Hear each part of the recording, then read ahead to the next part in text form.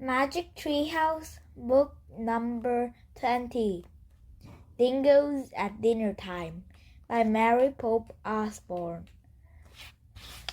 Chapter 1, The Last Gift. Annie sat on the porch step. She stared down the street at the Frog Creek woods. "Hey, Jack," she said. "Do you hear that?" Jack sat next to her. She was reading a book. "Hear what?" he says. "Teddy's calling us," said Annie. "You're kidding," said Jack. But he looked down the street and listened too. The faint bark came from the distance. "Arf, arf!" The big smile crossed Jack's face. "You hear it," Annie says. "Yep," said Jack. "You're right. Time to go." He stood up and grabbed his backpack. "Be back soon," Annie shouted through the screen door. "Don't be late for dinner," their dad called. "We won't," said Dad. He and Danny ran down the street and into the Frog Creek woods. Soon they climbed to the tallest oak. There was a magic tree house. A little black nose stuck out the window. "Hi, silly," Annie called. "We're coming." "Arf," came the happy bark. Annie grabbed the rope ladder and started climbing. Jack followed her up to the tree house. The small dog sat in the circle of afternoon sunshine. His tail wagged. "Hi, Teddy," said Jack. Jack and Danny hugged Teddy, and the dog licked both of them. "Morgan's note is still here," said Annie. "Yep," said Jack. "He needs the note by heart now. This little dog is under a spell and needs your help. To free him, you must be given 4 special things: a gift from a ship lost at sea, a gift from the Parry Brew, a gift from the forest far away, a gift from the kangaroo. Be wise, be brave, be careful. Morgan." Beside the notes were the gifts from their first 3 trips. 1. The pocket watch from the Titanic. 2. An eagle feather from the Paris skies. 3. The lotus flowers from a forest in India. "We just need to get the gift from the kangaroo," said Annie, "and Teddy will be free from his spell." "We must be going to Australia," said Jack. "There where kangaroos live." "Cool," said Annie. Teddy whined and scratched at the books lying in the corner. Jack picked it up. What I'll tell you," he says. He showed the cover to Annie. The title was Adventure in Australia. "Great," said Annie. She looked at Teddy. "Ready to meet kangaroo?" "Arf, arf." Jack opened the book. He found the page with small pictures of different animals and the big picture of the forest. Jack pointed at the forest. "I wish we could go there," he says. The wind started to blow. The treehouse started to spin. It spun faster and faster. Then everything was still. Absolutely still. Chapter 2, Sleepyhead. Jack opened his eyes. Glaring hot sunlight flooded into the treehouse. "Neat hats," said Annie. She and Jack were both wearing hats. "I think they will protect us from the sun," said Jack. He and Annie looked out the window. Teddy looked out too. The treehouse had landed in the scrubby forest filled with droopy plants and dry brown seas. "Man, trees. Man, this place needs rain," said Jack. He sat back on his heels and looked at the picture of where he had landed in the Australia book. He read, "The Australia forests go through times of drought. The drought is the long period of times without any rain. The same forest can be flooded by heavy rains and at other times of the year." Jack pulled out his notebook and wrote, "Drought equals no rain." Hey, Jack," said Annie. "Don't it smell like a cookout?" Jack sniffed the air. It did smell like a cookout. Jack looked out the window. The wisps of smoke floated above from some trees in the distance. Maybe people are camping over there, Jack says. Let's go see, said Annie. Jack put his notebook and the Australia book into his backpack. Put Teddy's in there too, said Annie. Jack slipped the little dog into the pack. Then he followed Annie down the ladder. When they stepped into the ground, the hot wind nearly blew their heads off. The camper must be over there, said Annie. She pointed at the smoke in the blue sky. They started walking across the sun-baked clearing. They passed bushes and surrounding trees. Lizards ran over the dry, cracked ground. Arf, arf, Teddy barked from Jack's pack. Whoa, said Jack. The pair of huge, funny-looking birds walked out from behind the bush. They were taller than Jack. They had fat bodies, long, skinny legs, and long, skinny necks. Who are you? Annie asked the strange pair. Jack opened his pack and looked out the Australia book. He found the picture of the bird. That's a moose, he says. He read aloud. A moose is the large bird that doesn't fly. It can run as fast as 30 miles per hour. Wow, that's fast, said Annie. Arf! Teddy jumped out of Jack's backpack and barked at the strange bird. The moose gave the little dog a healthy look.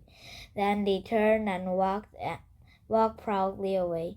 Jack wrote in his notebook, "A mouse, proud bird, doesn't fly. Look out, look, a live teddy bear," said Annie. Jack looked up. Annie ran to the trees at the edge of the clearing. The live teddy bear was nestled in fork of the trees. "Ah, it's so cute," whispered Annie. The creature was fast asleep. He had large round ears and black nose and furry bodies. His feet had long curvy claws. "It's a koala bear," said Jack. "Hi, sleepyhead," Annie said to the koala. She patted her soft fur. He opened his big eyes and looked calmly at her. Jack found the koala pictures in the Australia book. He read, "The koala is actually not a bear at all. It's a marsupial like a kangaroo. The marsupial mothers carried her babies in the slimy patch." "That's neat," said Annie. Jack kept reading.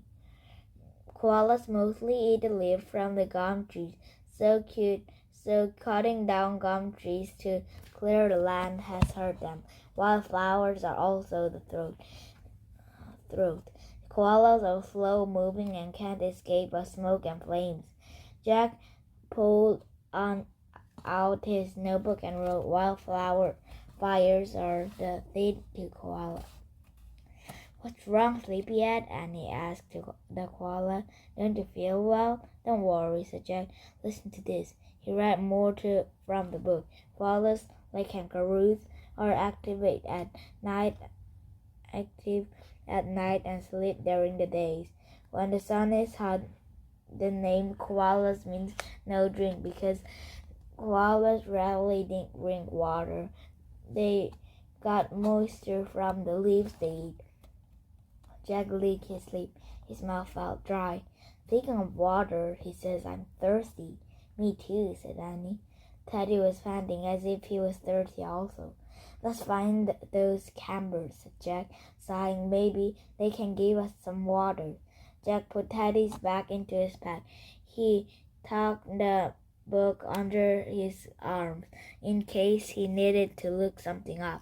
They began walking again. Suddenly there was a loud harsh crack. "Yikes," said Annie. "What was that?" said Jack. Chapter 3, Bigfoot. The loud cry rang again through the dry air. Teddy barked. Jack and Danny turned around in the clearing. It was hard to tell where the sound was coming from. The terrible crack came again. "There," said Annie. She pointed at the bird in the gum trees. The bird has brown feathers and a large head with a long beak. It stared down at Jack and Danny. Then he let out another cackle. Weird, said Jack. He found the bird in his book and read. The kookaburra is the best-known bird of Australia. There is even a polar song about it. The kookaburra is also called the laughing donkey. That is because the strange sounds it reminded people of the braying donkey. I know that song, said Annie. She began to sing. Kookaburra sit on the old gum tree. Merry, merry king of the bush is he. Jack wrote into his notebook, Kookaburra, a big hook. Annie stopped singing. Hey, she said, there's another weird thing. Well, where? Said Jack. Annie pointed to the big brush lamp lying in the shadow dusty hall. Is it alive? Said Jack. They stepped closer to the big lamp. It should look like breathing. It should look like it's breathing, said Annie. The lamp was an animal lying on its back. Its paws were crossing over his chest. It has a huge feet, large ears, a face like a deer, and very long hair. It also has a very fat stomach. Just then the small head peered out of its stomach. Whoa, said Jack. Oh, wow, it's a kangaroo with her baby in her pouch, said Annie. Great, said Jack. Remember, we have to get a gift from the kangaroo. Their voice woke the kangaroo. An animal jumped up from her shallow bed. She glared at Jack and Danny. Her baby peeked out of her pouch. The mother kangaroo gave an angry stamp. Oh, we're sorry, Annie says. We didn't mean to wake you up. The kangaroo eyes Annie curiously. Then she took a giant hop toward her. Hopping the kangaroo, Annie hopped toward the big animal. The kangaroo hopped again. Annie hopped. The kangaroo and Annie began hopping around each other. They looked as if they were dancing. Jack couldn't believe how graceful the kangaroo was. She seemed to fly through the air, then landed as softly as a butterfly. He looked up kangaroos in his book and read, the kangaroo is the most famous of marsupials. The female carries her babies known as a joy in her pouch. Scientists call the kangaroo a macropod, which means Bigfoot, and Bigfoot helped the kangaroo jump up higher than any other animals in the world. With a running leap, the large kangaroo can jump over the school bus. Forget the hopping contest, Annie, Jack called. She can hop you by a mile. He pulled out his notebook and wrote, Kangaroo, Bigfoot, can jump over the school bus. The kangaroo began stamping her feet again. What's wrong? Said Annie. The kangaroo froze. Grrr, Teddy growled from Jack's backpack. Something nearly bush moved. A moment later, 3 dogs crept silently into the clearing. They were sand-colored and mean-looking. Teddy growled once more, but the dogs kept toward the kangaroo. Suddenly, the mother kangaroo sprang into the air away from the dog. The dogs chased after her. Stop! Cried Annie. Stop! Leave her alone! At the kangaroo jump, she turned in the murder and landed facing a different direction. She then zigzagged over rock and bushes. Howling, the wild dog raced after the kangaroo and her baby. Chapter 4. Joy. Oh no, cried Annie. We have to save her. She took off with her dog. Arf, arf, arf, Teddy barked over Jack's shoulders. Jack ran after Annie with the books under his arms. He ran over the dry, cracked ground, past scrubby bushes, the scattered gum trees. Jack kept his eyes on Annie, running ahead of him. He saw her stop suddenly. She turned and dropped into her knees. What's happening? What happened? he shouted. "Come look," she said. Jack reached Annie. Beside her in the grass was a baby kangaroo. It was trembling. "Don't be scared," Annie was saying. Then she looked at Jack. "Where's his mom? Why does she drop him?" "I don't know," said Jack. He put his pack on the ground and opened the Australia book. Teddy jumped out of the pack. The little dog tried to sniff the baby kangaroo. "Don't scare him, Teddy," Annie says. Teddy stepped back and watched politely. Jack opened the Australia book and found a picture of the baby kangaroo. He read, "The biggest enemy of the kangaroo is the dingo, the wild dog of Australia. When the mother kangaroo is chased by dingoes, she may throw her joy out of her pouch. Without the extra weight in her pouch, he can leap faster and farther. She then lead the dingoes away from her babies. If she escapes the dingoes, she'll return to the joy." "Oh, Jack," Annie says sadly, "I hope this mother escaped from the dingoes." "Me too," said Jack. "Hi, Joy," said Annie. She gently patted the baby kangaroo. "He's so soft, Annie." "Soft, Jack." Jack knelt down and touched the brown fur. It was soft, the softest fur he had ever felt. The shy little kangaroo stared at Jack with big brown eyes and trembled. "Don't be scared, Joy," Annie says. "Your mom's going to back to walk for you." Joy jumped away from Jack and Annie. He hopped toward Jack's pack, which was sitting on the ground. The baby kangaroo took a giant leap and dived head first into the pack. His whole body went inside, but his big feet stuck out. Then he turned himself over and peeked out at Jack and Annie. They both laughed.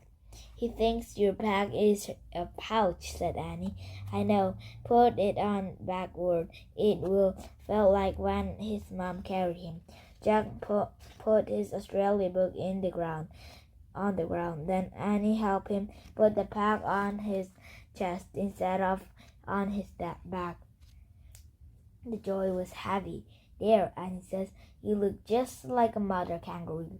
"Oh, brother," said Jack, but he patted the baby's soft fur. "Don't worry," he says to Joy. You can stay in there till your mothers get back." "Here, Joy, would you like some grass to eat?" asked Annie. Annie scooped up the handful of grass and gave it to the kangaroo. He munched the grass, keeping his big eyes on Annie. "I hope his mom's come back for him soon," she said wearily. "Yeah," said Jack. He looked around the dry forest. There was no sign of the mother kangaroo. But Jack saw something else. "Look," he says to Annie. The wisp of smoke in the sky had turned into the big black cloud. Jack noticed the smell of burning woods was much stronger. "What are those camper doing?" said Annie. "Are they making the bonfires now or what?" A feel of that came from Jack. "What if," he said, "what if?" In the distance the tree suddenly burst into flames. "We're looking at the wildflowers, wildfires," he said. Chapter 5. Wildfires. "Wildfires?" said Annie. "The woods are so dry, everything started to burning," said Jack. "We have to get out of here." "We can't leave Joy," said Annie. "We will take him with us," said Jack. "But what if his mom comes back for him and he's not seen?" "Here," said Annie. "We don't have a choice," said Jack. Just then the kookaburra flew through the sky cackling. They almost raced by at the top speed. The air was getting smoker and smoker. The Fires were spreading quickly. "Come on," said Jack. "We have to get back to the treehouse before it burned down." "Which way's the treehouse?" said Annie. "I'm not sure," he said. Smoke hid the tree trunk. Jack's eyes stung. "Forget it," said Jack. "Let's just get away from the smoke. Come on." Jack and Teddy turned to go. The baby kangaroo had his head inside Jack's pack. "I'll catch up," said Annie. "I have to get something." "What?" cried Jack, but Annie had dashed up into the other direction. "Come back!" Jack shouted. "Annie!" Bush crackled and fell from the trees. Smoke billowed everywhere. "Arf, arf, Annie!" Jack cried. Jack choked on the smoke, and he coughed and rubbed his eyes. The air was getting hotter. He had no choice. He had to run. "Arf, arf!"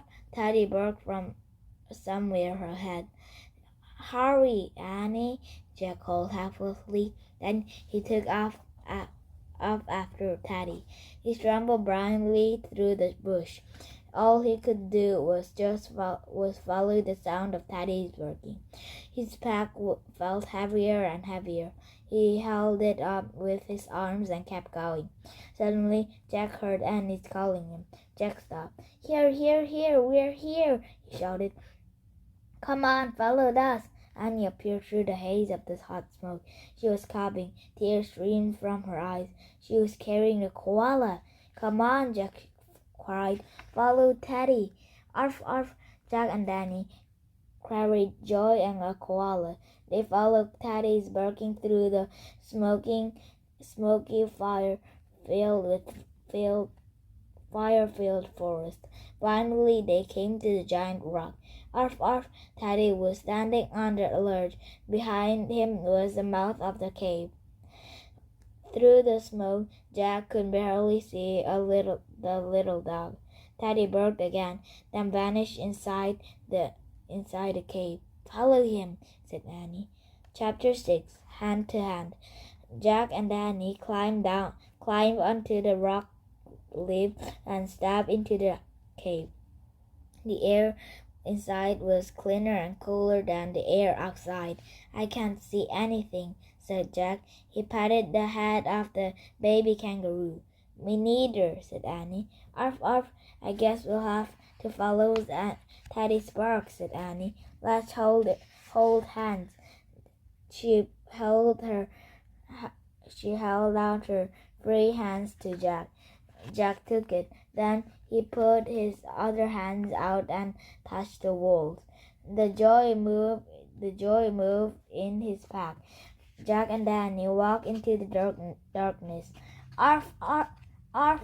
Teddy kept barking, leaping on them. "Arf, arf, arf, arf!" Suddenly Jack felt something thump against his legs. He stopped and gasped. "What is it?" said Annie. "Arf!"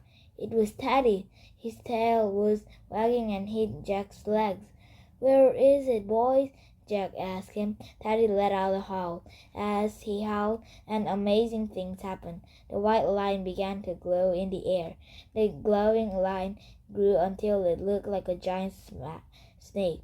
Then glowing handprints appeared from below snake. Jack felt Annie squeeze his hands. "I think it's planted on the wall," she says. "But what is this?" "What is that?" whispered Jack. "I don't know," said Annie. She let go of Jack and put her hand inside one of the painted handprints. Jack did the same. Despite the glowing painting, the rock felt smooth cold. It almost seemed to breathe. The ghost-like whistling sounds came through the darkness. Then the loud boom.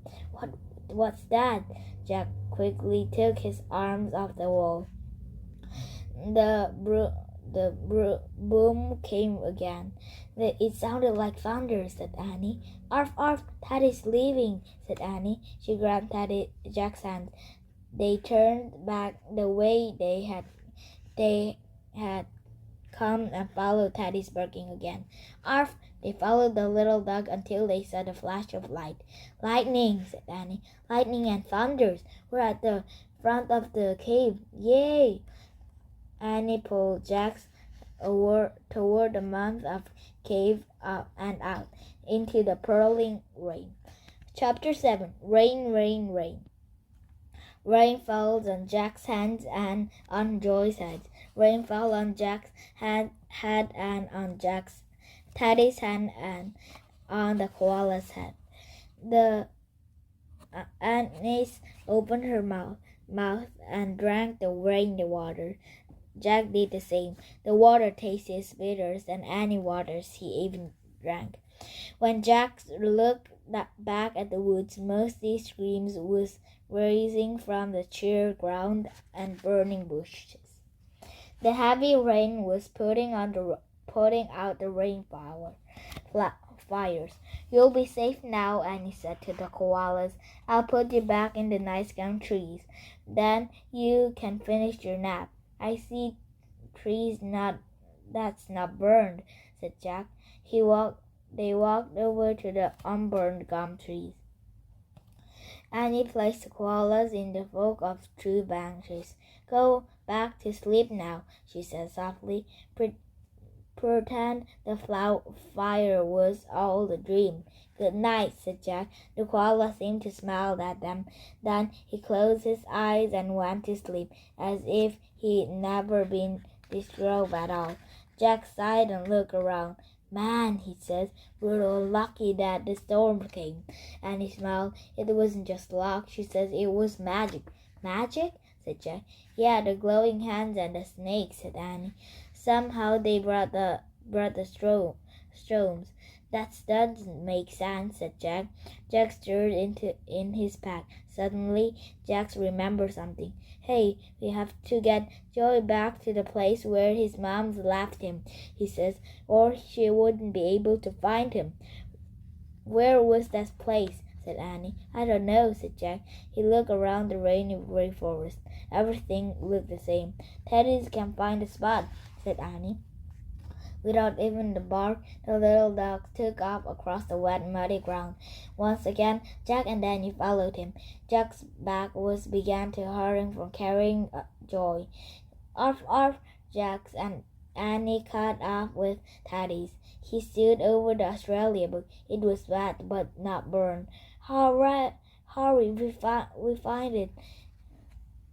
Hooray, we find it, said Annie. That's right, said Jack. I left our books in the spot where we find Joy. Once again, Teddy helped us out, said Danny. She patted the little dog's head. Thanks, Teddy, Jack says. He picked up Australia book. The cover was wet, but the page looked okay. The little kangaroo peeked out of the pack as Jack tucked the book under his arm. Don't worry, Joy, Annie says. We'll stay right here till your mom comes back for you. If she hadn't already come, Jack said wearily. Jack and Danny stood in the rain with Teddy and Joy and waited. They waited and waited. The rain started to drizzle. Then the drizzle turned, the light sprinkled. Still they waited. Jack grew sadder and sadder. Maybe the mother kangaroo had come and left. Or maybe she had been caught by the dingoes. Or maybe she'd been killed by the wildfires. Jack was afraid to look at Annie, afraid to say anything. I know what you're thinking, she says finally. Jack patted Joy's head and sighed. Let's wait a little longer, he says. If she doesn't come back soon, we'll take him home with Arf, Teddy barked softly. Listen, said Annie. Jack listened. The sound was very faint at first, but then it grew louder. Then it squishy sound. It was a squinty sign. It was a squishy sound. It was the sound of the big feet slapping through mud. Chapter 8. The Rainbow Serpent. The mother kangaroo bounded out of the trees. She landed in 3 feet away from Jack's, Annie's, Teddy's, and Joy's. They all were still for a moment, as if they are all were holding their breath. Then Joey tried to jump out of Jack's backpack. "Hold on," said Jack. He put his pack on the ground. The little kangaroo leaped out. He leaped again, then again, and dived headfirst into his mother's pouch. Jack turned himself over inside the pouch. Then he peeked out at Jack and Annie. "Yay," said Jack and Annie together. They laughed and clapped with relief. "He looked happy to be home," said Annie. "His mother looked happy too," said Jack. The mother kangaroo was gazing down at her joy.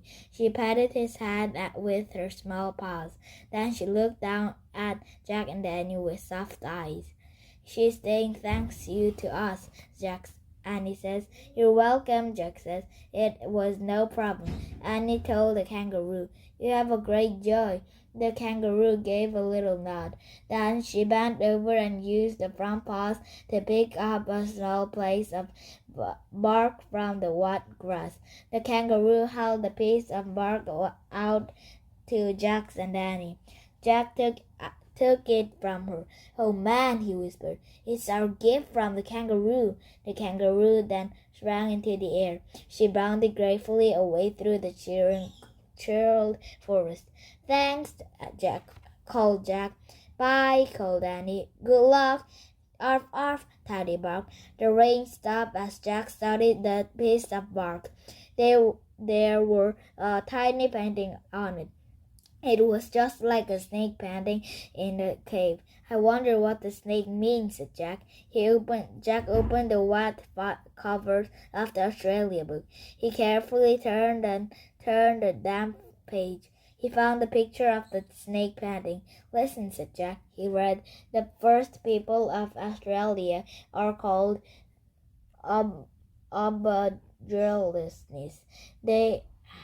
Aborigines. They have lived there for 40,000 years. Their math take place in the times they call dream times. In dream times, there are rainbows barren to stand their life giving rains. Aborigines artists paint the rainbow serpents on cave walls or the piece of bark. In special garments, they sometimes honor the rainbow serpents by painting their handprints on the magic snake." "See," said Annie, "that's explained everything." "Explained what?" said Jack.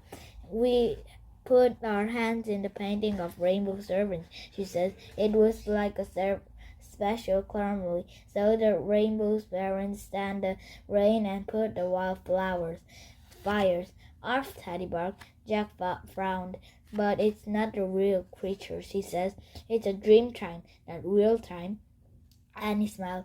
"Then how do you explain that?" she says. She pointed at the sky. The rain cloud was gone. The sun has come back out. The rainbows curved across the blue Trajan sky. "Oh man," whispered Jack. Through the air was warm again. She shivered. "Teddy led us to the painting," said Annie. "We should thank him." "How did he know about rainbow serpents in the cave?" Jack asked. "I told you," said Annie. "She had a touch of magic." They looked down at the little dog. Teddy titled his head and seemed to smile. "Hey, we have all four's gift now," said Annie. "Oh yeah," said Jack. "Let's go home and see if Teddy's spell is broken," said Annie. "Arf, arf," Teddy put the bark painting and the Australia book into his bag. Then they headed through the wet, streamy forest in the distant direction of the treehouse. "I hope the treehouse didn't get burned." They went past the clearing, past gum trees and bushes. The treehouse was waiting for them. "It's still here," said Annie. She grabbed the rope ladder and started up. Jack put Teddy's in his pack and followed.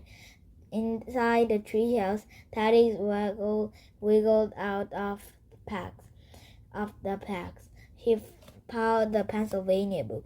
"Arf, arf." Okay, said Jack. He pointed at the He pointed at the picture of the Rockwood Woods. I wish we could go there. Over the rainbow, said Annie. And the wind started to blow. The treehouse started to spin. It spun faster and faster. Then everything was still. Absolutely still. Chapter 9. What boys? Annie, welcome back, came the soft, lovely voice. Jack opened his eyes. It was Morgan's. They hadn't seen Morgan's in a long time. Morgan's, cried Annie. She threw her arms around an enchantress. Jack grabbed up and hugged Morgan's too. It's a good to see you both, said Morgan's. Arf, arf, and it's good to see you too, Morgan said, smiling at the little dog. Look, said Annie. She reached into the Jack's back and pulled out a piece of painted bark, a gift from the kangaroo. We have all 4 gifts now, said Jack. Good work, said Morgan. She picked up their first gift.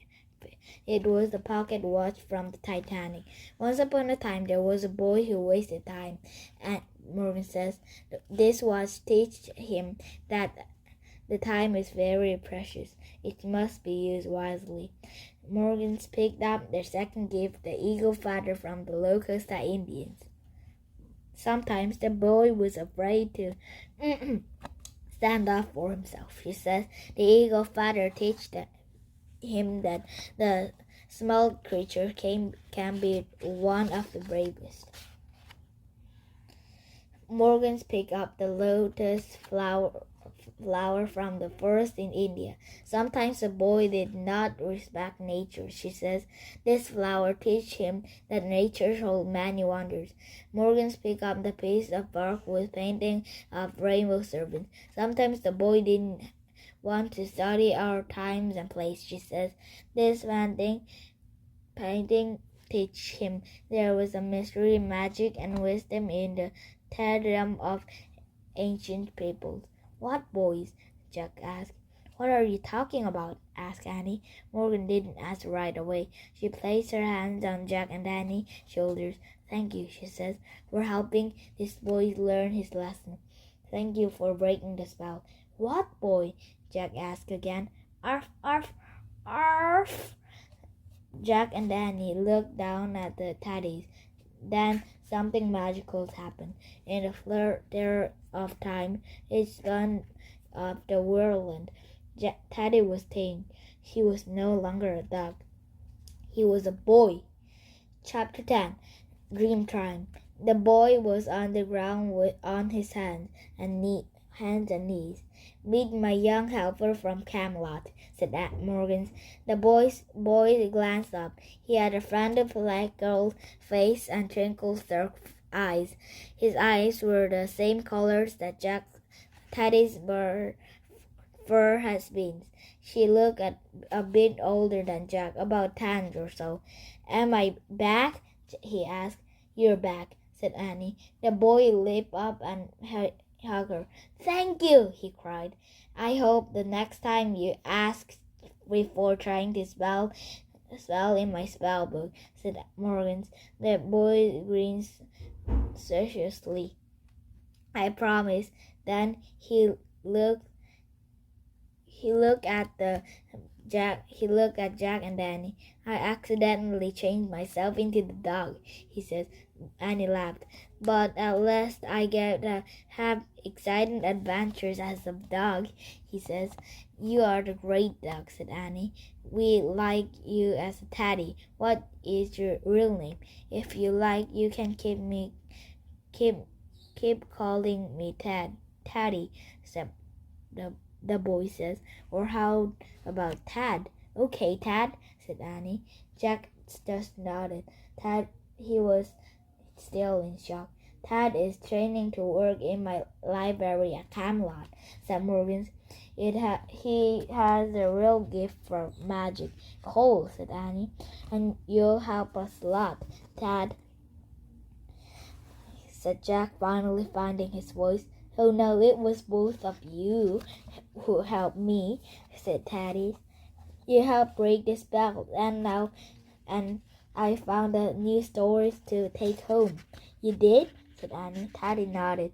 The story from the Titanic, a story from the White Buffalo Woman, a story from the Wonder Tigers, and a story from the Rainbow Serpents, he says.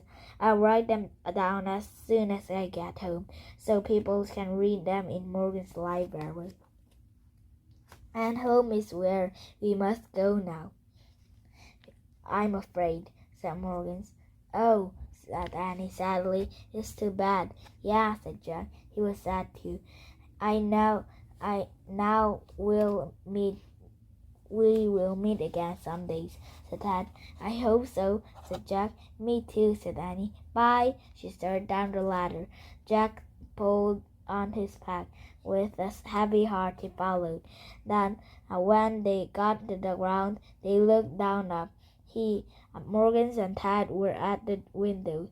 They both seemed to glow in the late afternoon light. The magic tree house will return for you soon, said Morgan. I promise. She waved and then waved back. She waved and they waved back. Goodbye, Jack and Annie, she said. Off, Ted, said Dad. In the flicker of time, it's been in of the real world. The magic tree house was gone. For a long moment, Jack and Danny stared at the empty trees. Ready for dinner? Annie asked softly. Jack nodded. He felt dazed as they walked silently through the Frog Creek woods. When they came to the trees, the sunlight was setting. The flock of the blackbirds flew through the silvery pink sky. And Annie broke their silence and as they headed for the trees. We have a great adventures with Tad, didn't we? She said. Yeah, said Jack. It was like he searched for the right word, like living in dream time, said Annie. Yeah, said Jack. He smiled. That was exactly what it was like.